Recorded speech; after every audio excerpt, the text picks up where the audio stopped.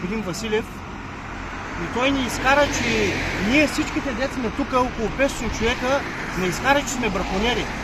Първо искам да кажа, че не му прави чест на човек на такава позиция да ни нарича нас браконьери. Ние се борим за брега на язовира, за нищо друго. Нас не интересуват елени, не интересува популация, не интересува абсолютно нищо.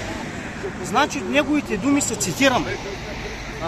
След като му зададах въпроса и го попитах дали са направили нещо добро за елено стопанство, примерно едно зарибяване, някакво състезание, той каза, това не е наша работа.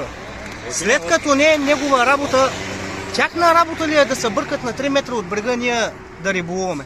За язовир Студен кладенец ние сме израснали по тия земи. Нашите бащи, деди са научили там на риба и няма как да спрем. Ще се борим до край. Няма да спрем.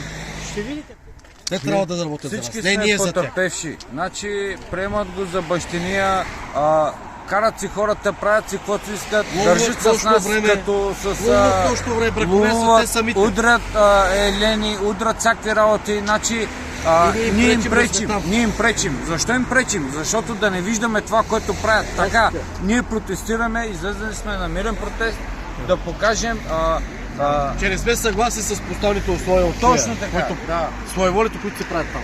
Своеволия. Това са своеволия, които те... Не може длъжността лица да му потребяват такива... Не може някой човек да ме мачка, който е на държавна земя. Значи... Аз съм потърпевш с цялото ми семейство. Точно така. Цялото ми семейство дойдоха и го махнаха оттам. Детето ми не може да спи заради тези идиоти. Това са идиоти. Нямам думи, просто нямам думи как се държа. Последния път отидохме с баща му на Боян.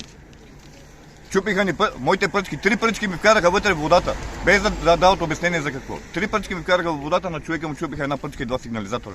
Може ли такива своеволи? Аз до сега не съм виждал такова своеволие никъде. Те са длъжностни лица, които трябва да се вършат работата, а не... те трябва да ни помагат на нас, да не ни възпрепятстват. Помагаме на тях. Да, точно така. Те се взимат заплатите въз основа на нашите данъци, които плащаме.